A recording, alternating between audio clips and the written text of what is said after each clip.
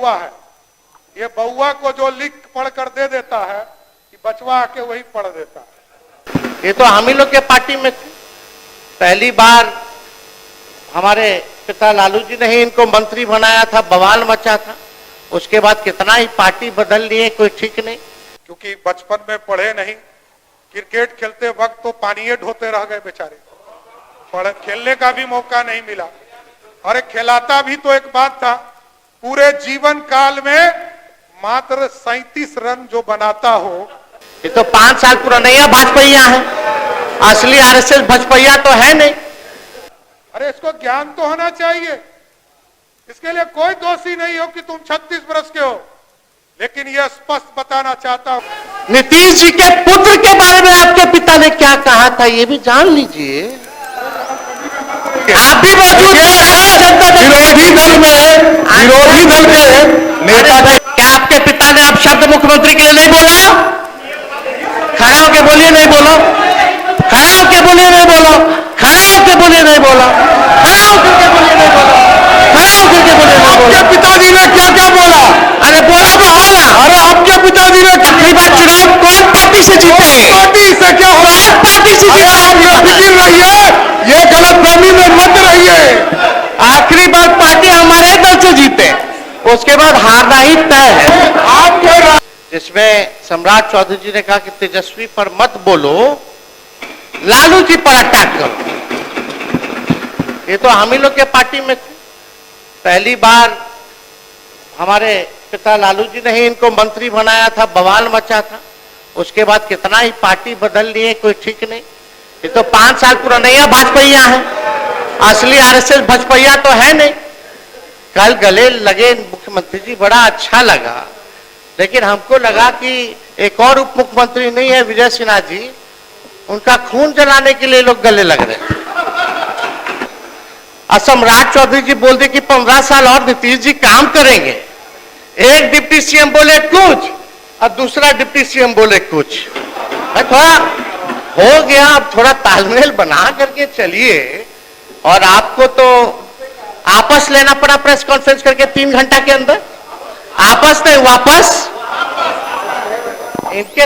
इनको क्या पता है? अरे ये बउआ है, ये बउआ को जो लिख पढ़ कर दे देता है कि बचवा आके वही पढ़ देता है। अरे इसको ज्ञान तो होना चाहिए, इसके लिए कोई दोषी नहीं हो कि तुम 36 वर्ष के हो, लेकिन यह स्पष्ट बताना चाहता हूं, नीतीश कुमार जी आज भी 74 वर्ष की उम्र में तुमसे 4 गुना ज्यादा काम कर सकते हैं, इतना स्पष्ट है। ये कौन गलतफहमी में है? लालू प्रसाद का परिवार मौका मिला, बिहार को लूट लिया।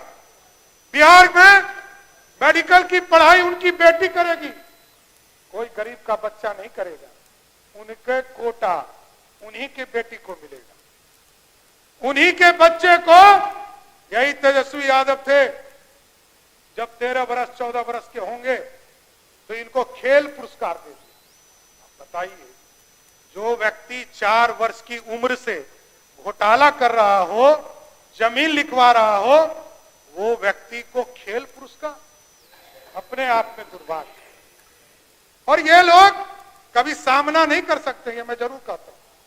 मैं जानता हूं, इनको भी चिंता, उनके पिताजी को भी चिंता, उनकी माताजी को भी चिंता। और जो लालू जी कहते थे रानी के पेट से राजा नहीं पैदा होगा, ये मैं जरूर स्पष्ट करता हूं, बिहार की जनता कभी भी रानी के पेट से राजा पैदा नहीं होने देगा। 15 साल तक काम ही नहीं हुआ, सिर्फ नाच गाना और लौंडा का नाच होता रहा। यही था लालू जी का राज, कोई विकास की बात नहीं हो रही थी बिहार में। और पता नहीं कौन किताब लेकर लीडर ऑफ ऑपोजिशन आए थे, लालू जी ने तो पढ़ाया नहीं, ये तो हम नहीं बताएंगे, लेकिन लालू जी का पूरा परिवार पता नहीं किस असत्य में जुटा हुआ है। क्योंकि बचपन में पढ़े नहीं, क्रिकेट खेलते वक्त तो पानी ढोते रह गए बेचारे, पढ़े खेलने का भी मौका नहीं मिला।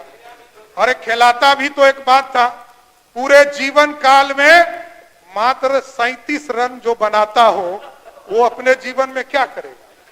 पहले इतना दिन क्रिकेट खेला हो और 37 रन बनाता हो, इससे बड़ा दुर्भाग्य अपने जीवन के लिए कुछ नहीं हो सकता। और आप सोचिए, कि ये कहते हैं कि साक्षरता दर 1994 में 3% था। अरे 3% तो अभी जो है केरल में है, उस समय कहां से बिहार में आ गया। ये सिर्फ भ्रम फैलाने वाले लोग। इसलिए एकदम स्पष्ट है, बिहार के विकास के लिए, बिहार की समृद्धि के लिए लालू प्रसाद जी का परिवार का कोई योगदान नहीं है। इन लोगों ने कहा कि छात्रवृत्ति लालू जी ने बढ़ाने का काम किया था। वो भी मैं थोड़ा एक जानकारी दे दूं, क्योंकि ये लोग सिर्फ असत्य फैलाना चाहते हैं। छात्रवृत्ति ये कहते थे कि 98-99 में तत्कालीन मुख्यमंत्री ने इसको 100 रुपया कर दिया था। एकदम ये सफेद झूठ है, असत्य है। और मैं स्पष्ट तौर पर चुनौती देता हूं, उस समय 98 और 99 में मात्र 9 रुपया छात्रवृत्ति था, मात्र 9 रुपया।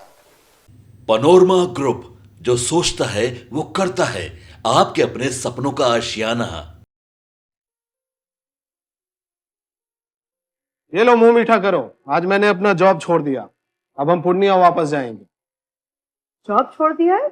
मतलब ये घर कैसे चलेगा? हम करेंगे क्या? और माँ बाबूजी क्या बोलेंगे? इसलिए मैं एक और मिठाई का डब्बा लाया। अपने बिजनेस के लिए लोन अप्रूव हो गया। अरे लोन अप्रूव हो गया वो तो ठीक है, लेकिन पूर्णिया में हम रहेंगे कहाँ? अपना घर भी तो नहीं है वहां। इसलिए तो एक और मिठाई का डब्बा अलग से लाया हूं। हमने पूर्णिया में घर ले लिया है, पूर्णिया के ई होम्स पैनोरमा में। पूर्णिया में पैनोरमा ग्रुप लेकर आए हैं ई होम्स पैनोरमा। बड़ा घर, आलीशान जिंदगी और अत्याधुनिक सुविधाओं के संग। अरे अरे, अब क्यों मुंह मीठा करवा रही हो? क्योंकि हम घर वापसी जो कर रहे हैं। घर वापसी की खुशी पूर्णिया में ई होम्स पैनोरमा के संग। E Homes Panorama, luxurious lifestyle redefined.